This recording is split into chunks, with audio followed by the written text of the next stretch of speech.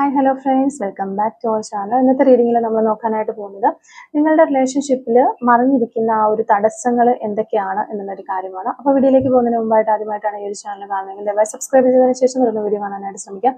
അതുപോലെ തന്നെ ഇതൊരു ജനറൽ റീഡിംഗ് ആണ്, ടൈംലെസ് ആണ്, ജനറൽലെസ് ആണ്. എപ്പോഴാണോ നിങ്ങൾ ഈ ഒരു വീഡിയോ കാണുന്ന ആ ഒരു സമയം മുതൽ നിങ്ങൾക്ക് ഇത് റെസിനേറ്റ് ആയി തുടങ്ങുന്നതായിരിക്കും. ഇതിൽ വരുന്ന ക്ലോസ്, സിറ്റുവേഷൻസ്, എനർജീസ് ഇതെല്ലാം നിങ്ങളുമായിട്ട് റെസിനേറ്റ് ചെയ്യുന്നുണ്ടെങ്കിൽ ഇതൊരു ഗൈഡൻസ് മെസ്സേജ് മാത്രമായിട്ട് എടുക്കുക.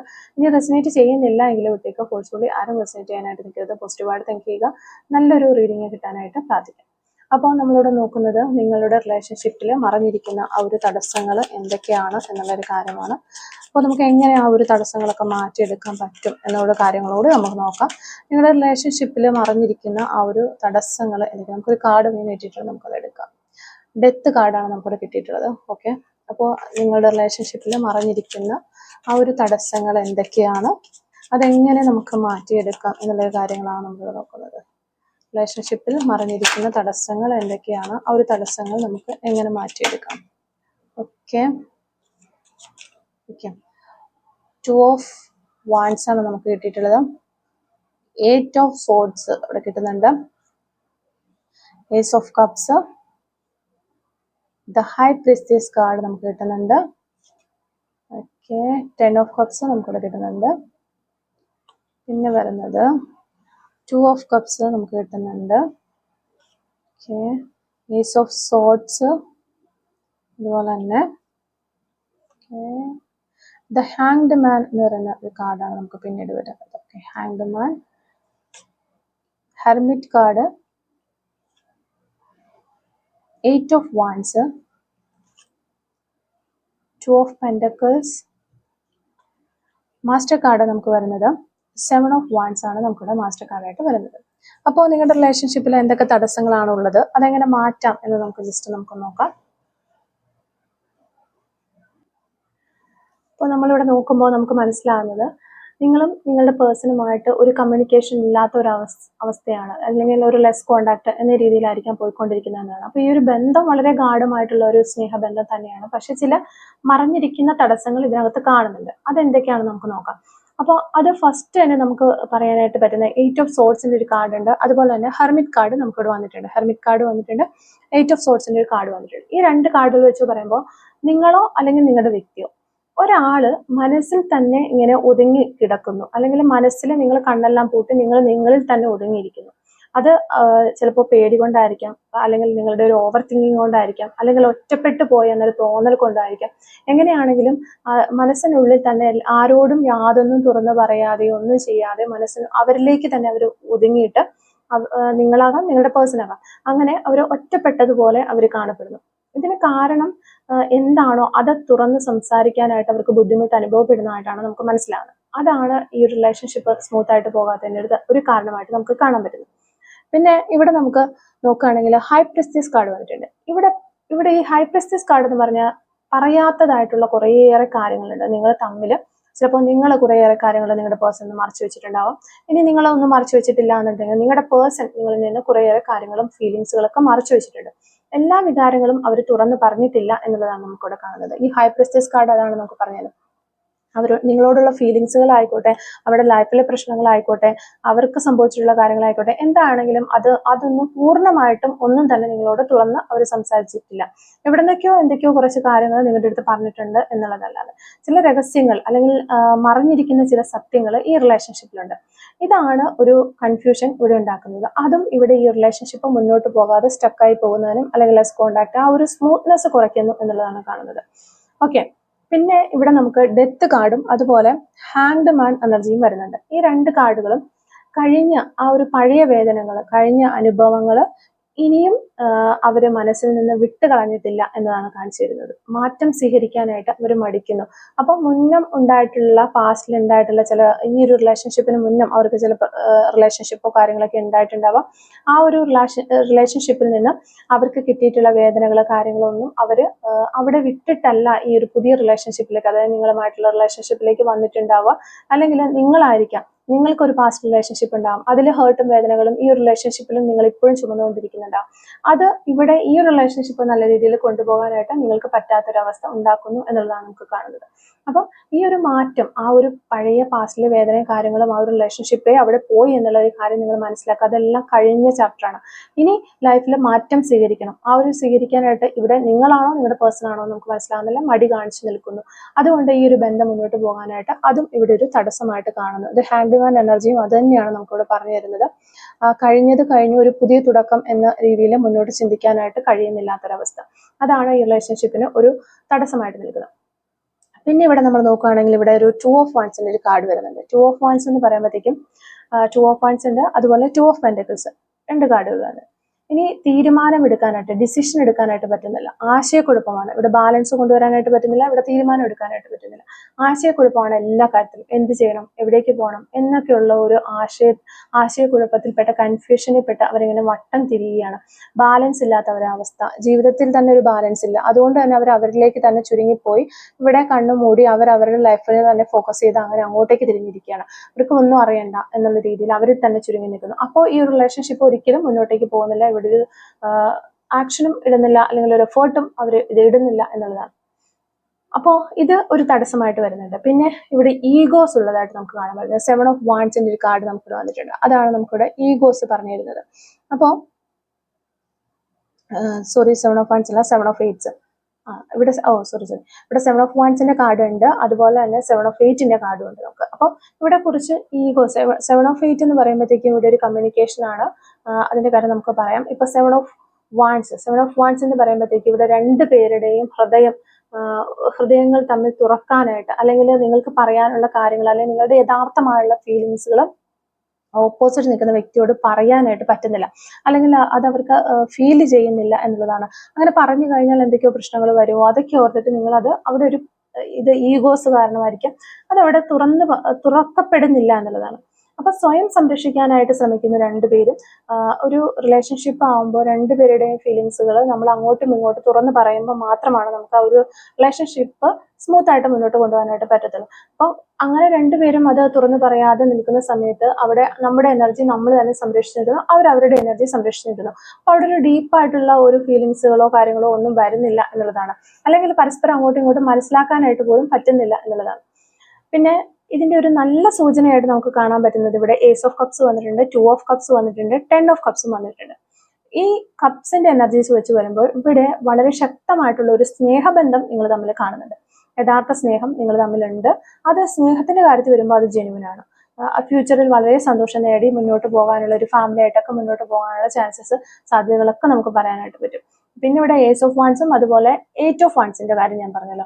ഇത് സത്യങ്ങൾ പുറത്തു വരും, വേഗത്തിൽ ഒരു കമ്മ്യൂണിക്കേഷൻ നടക്കും, ഒരു ക്ലാരിറ്റി ഒക്കെ നിങ്ങളുടെ ലൈഫിനുണ്ടാകും, നിങ്ങളുടെ റിലേഷൻഷിപ്പിനുണ്ടാകും എന്നുള്ളത് തന്നെയാണ് നമുക്കിവിടെ Ace of Swordsഉം 8 of Wandsഉം പറഞ്ഞു തരുന്നത്. അപ്പോൾ ഇത്രയും കാര്യങ്ങളാണ് നമ്മളിപ്പോൾ ആദ്യം കണ്ട കുറച്ച് കാര്യങ്ങളുണ്ട്. ഇതാണ് നിങ്ങളുടെ റിലേഷൻഷിപ്പിന് ഒരു തടസ്സമായിട്ട് നിൽക്കുന്ന കാര്യങ്ങൾ എന്ന് മനസ്സിലാക്കാം. അപ്പോൾ ഇതെങ്ങനെ മാറ്റിയെടുക്കാം എന്ന് ഈ സെയിം കാർഡുകൾ വെച്ചിട്ട് നമ്മൾ നോക്കുകയാണെങ്കിൽ നമുക്ക് ഇവിടെ Ace of Swordsന്റെ കാർഡ് തന്നെ എടുക്കാം. അപ്പോൾ Ace of Swords പറയുന്നത് ഒന്നും ഒളിച്ചു വെക്കാതെ എല്ലാം തുറന്ന് സംസാരിക്കുക എന്നുള്ളതാണ്. സത്യങ്ങളെല്ലാം നിങ്ങൾക്ക് പറയാനുള്ളത്. ഇനി നിങ്ങൾക്ക് നിങ്ങളുടെ ഫീലിങ്സുകൾ എന്താണോ, അല്ലെങ്കിൽ ഈ വ്യക്തിയോട് തോന്നുന്ന ഫീലിങ്സ് ആയിക്കോട്ടെ, ഏതെങ്കിലും സിറ്റുവേഷനെ കുറിച്ച് നിങ്ങൾക്ക് എക്സ്പ്ലെയിൻ ചെയ്യാനുണ്ട്, അല്ലെങ്കിൽ നിങ്ങളുടെ പാസ്റ്റിലെ പ്രശ്നങ്ങളായിക്കോട്ടെ, എന്ത് തന്നെയാണെങ്കിലും അത് തുറന്ന് നിങ്ങൾ സംസാരിക്കുക. എന്നിട്ട് ഇത് ഓക്കെ അല്ലാന്നുണ്ടെങ്കിൽ 2 പേരും മാന്യമായ രീതിയിൽ പോവുക എന്നുള്ളതാണ്. എങ്ങനെയാണെങ്കിലും ഇത് തുറന്ന് സംസാരിക്കണം, തുറന്ന് പറയുക, ഒളിച്ചു വെക്കാതെ കാര്യങ്ങൾ തുറന്ന് സംസാരിക്കുക, നല്ലൊരു കമ്മ്യൂണിക്കേഷൻ നടത്തുക എന്നുള്ളത് തന്നെയാണ് നമുക്കിവിടെ ഫസ്റ്റ് ഒരു പരിഹാരം എന്ന രീതിയിൽ യൂണിവേഴ്സ് നമുക്ക് പറഞ്ഞു തരുന്നത്.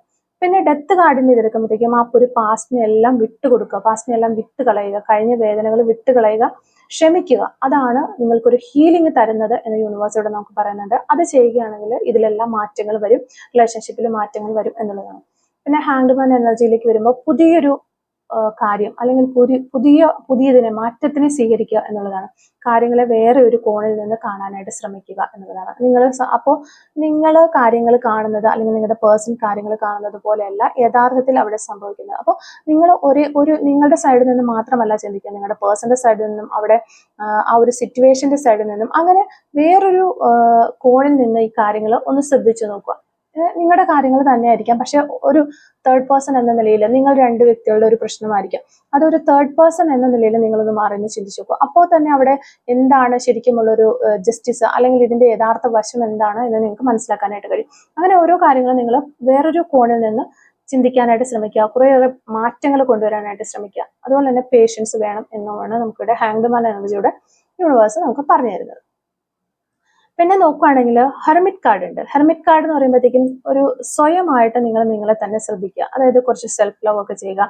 ഒന്ന് സ്വന്തം നിങ്ങൾ ആരാണ്, നിങ്ങൾക്ക് എന്താണ് വേണ്ടത്, നിങ്ങൾക്ക് റിലേഷൻഷിപ്പ് വേണോ വേണ്ടയോ, ഈ റിലേഷൻഷിപ്പിൽ ഞാൻ എന്തൊക്കെ എഫോർട്ട് ഇട്ടിട്ടുണ്ട്, എൻ്റെ ഭാഗത്തു നിന്നുള്ള മിസ്റ്റേക്കുകൾ എന്തൊക്കെയാണ്, ഇത് ഞാൻ എങ്ങനെയൊക്കെ മാറ്റാം എന്നൊക്കെയുള്ളതിനെ കുറിച്ചൊക്കെ നിങ്ങൾ സ്വന്തമായിട്ട് നിങ്ങളെ തന്നെ നിങ്ങളൊന്ന് മനസ്സിലാക്കുക എന്ന യൂണിവേഴ്സ് ഇവിടെ പറഞ്ഞു തരുന്നുണ്ട്. അങ്ങനെ നിങ്ങൾ നിങ്ങളെ തന്നെ മനസ്സിലാക്കുന്ന സമയത്ത് ഇവിടെ ഒരു ഗ്രോത്ത് ഉണ്ടാകുമെന്നാണ് യൂണിവേഴ്സ് നമുക്ക് ഹെർമിറ്റ് കാർഡിലൂടെ പറഞ്ഞു തരുന്നത്.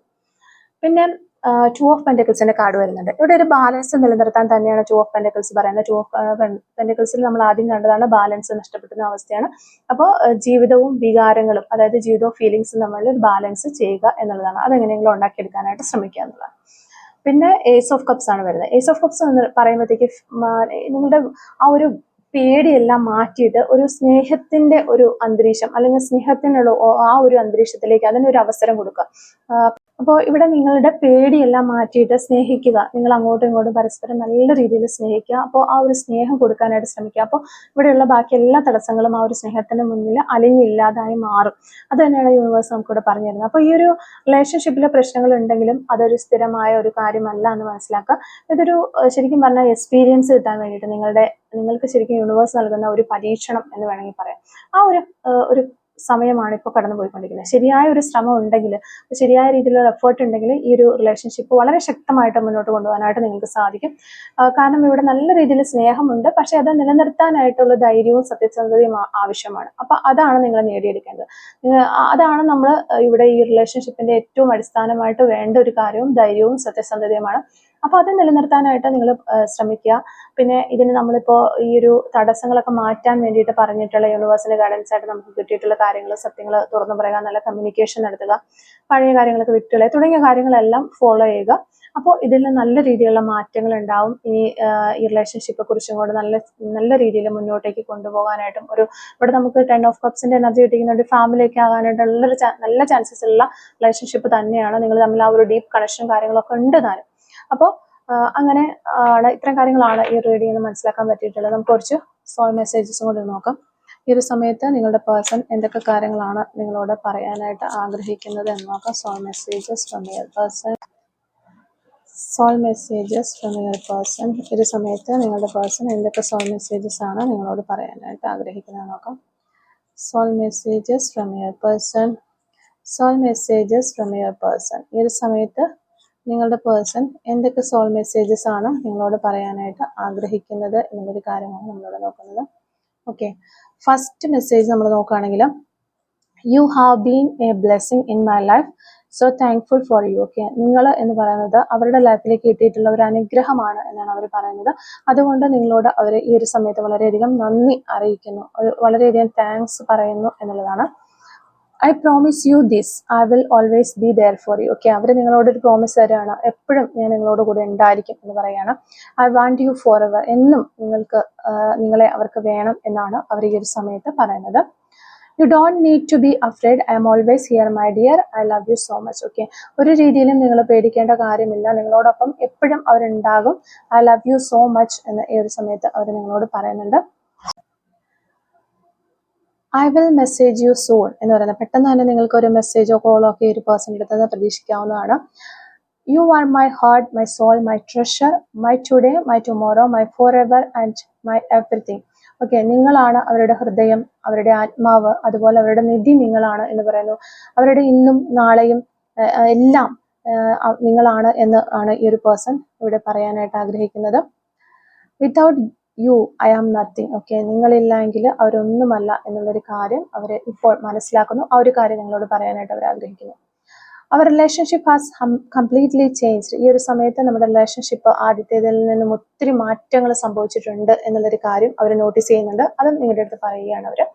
ഓക്കെ, അപ്പോൾ ഈ ഒരു കുറച്ച് ക്ലൂസും കൂടെ നമുക്കൊന്ന് എടുത്തു നോക്കാം. Clues related to this reading. Okay, okay, first clue നമുക്ക് കിട്ടുന്നത് ആർട്ടിസ്റ്റ് എന്ന് പറയുന്നൊരു ക്ലൂ ആണ്. 1980 എന്ന് പറയുന്നൊരു വർഷം കിട്ടുന്നുണ്ട്. 1988 നമുക്കിവിടെ കിട്ടുന്നുണ്ട്. 1111 എന്ന് പറയുന്നൊരു ഏൻഷ്യൽ നമ്പർ കിട്ടുന്നുണ്ട്. എറണാകുളം ജില്ലയിൽ നിന്നുള്ള ആളുകളായിരിക്കാം നിങ്ങൾ, അല്ലെങ്കിൽ നിങ്ങളുടെ പേഴ്സൺ എറണാകുളം ജില്ലയിൽ നിന്നുള്ള ആളായിരിക്കാം. ലെറ്റർ ജി നമുക്കിവിടെ കിട്ടുന്നുണ്ട്. സെൻസിറ്റീവ് എന്ന് പറയുന്നൊരു ക്ലൂ കിട്ടുന്നുണ്ട്. ചെസ് കളിക്കാനൊക്കെ താല്പര്യമുള്ള വ്യക്തികളാകാനുള്ള ചാൻസസ് ഉണ്ട്. റൈഡിങ് എന്ന് പറയുന്നൊരു ക്ലൂ കിട്ടുന്നുണ്ട്. ക്രിക്കറ്റ് ഇഷ്ടമുള്ള വ്യക്തികളായിരിക്കാം, കളി കാണുന്നവരൊക്കെ ആയിരിക്കാം. കോട്ടയം ജില്ലയിൽ നിന്നുള്ള ആളുകളായിരിക്കാം നിങ്ങൾ, അല്ലെങ്കിൽ നിങ്ങളുടെ പേഴ്സൺ. 2001 എന്ന് പറയുന്ന വർഷം നമുക്ക് കിട്ടുന്നുണ്ട്. റെഡ് കളർ ആയിരിക്കാം നിങ്ങൾക്ക് നിങ്ങളുടെ പേഴ്സൺ ഇഷ്ടമുള്ള ഒരു കളറ്. വളരെ ചാൽഡിഷ് ആയിട്ടുള്ള ഒരു വ്യക്തിയായിരിക്കാം. നമ്പർ 28 എന്ന് പറയുന്നൊരു ക്ലൂ നമുക്കിവിടെ കിട്ടുന്നുണ്ട്. ഡ്രൈവർ. ഓക്കെ, ഫെബ്രുവരി മന്ത് നമുക്കിവിടെ കിട്ടുന്നുണ്ട്. അതുപോലെ തന്നെ ഏപ്രിൽ മന്ത് നമുക്ക് കിട്ടുന്നുണ്ട്. 2023 എന്ന് പറയുന്ന വർഷം കിട്ടുന്നുണ്ട്. പേഷ്യൻസ്. ഓക്കെ, വൈറ്റ് കളർ ആയിരിക്കാം നിങ്ങൾക്ക് നിങ്ങളുടെ പേഴ്സൺ ഇഷ്ടമുള്ള ഒരു കളറ്. നമ്പർ 13 നമുക്കിവിടെ കിട്ടുന്നുണ്ട്. Number 49 talkative. ചാരിറ്റി ഒക്കെ ചെയ്യുന്ന വ്യക്തികളായിരിക്കും, അല്ലെങ്കിൽ ചാരിറ്റി ചെയ്യാനായിട്ട് ഇഷ്ടമുള്ള ആളുകളായിരിക്കാം. 2 months എന്നിട്ട് പോസിബിലിറ്റിയാണ് നമുക്ക് ലാസ്റ്റ് ആൻഡ് ഫൈനൽ ക്ലൂ കിട്ടിയിട്ടുള്ളത്. അപ്പോൾ ഇത്രയും ക്ലൂസ് ആണ് നമുക്ക് ഈ ഒരു റീഡിങ്ങിൽ നിന്ന് കിട്ടിയിട്ടുള്ളത്, റീഡിങ്ങുമായിട്ട് റിലേറ്റ് ചെയ്ത് കിട്ടിയിട്ടുള്ളത്. അപ്പോൾ ഈ ഒരു ക്ലൂസും അതുപോലെ തന്നെ റീഡിങ്ങും ഒക്കെ നിങ്ങളുമായിട്ട് റെസിനേറ്റ് ചെയ്യുന്നുണ്ടെങ്കിൽ തീർച്ചയായിട്ടും കമന്റ് വഴി അറിയിക്കാനായിട്ട് ശ്രമിക്കുക. അതുപോലെ തന്നെ നിങ്ങൾക്ക് റീഡിംഗ് ഇഷ്ടമാകുകയാണെങ്കിൽ തീർച്ചയായിട്ടും ലൈക്ക് ചെയ്യുക. കമന്റ് സെക്ഷനിലുള്ള ഹൈപ്പും കൂടി ഒന്ന് ചെയ്തിട്ട് പോകാനായിട്ട് ശ്രമിക്കുക. Thank you for watching.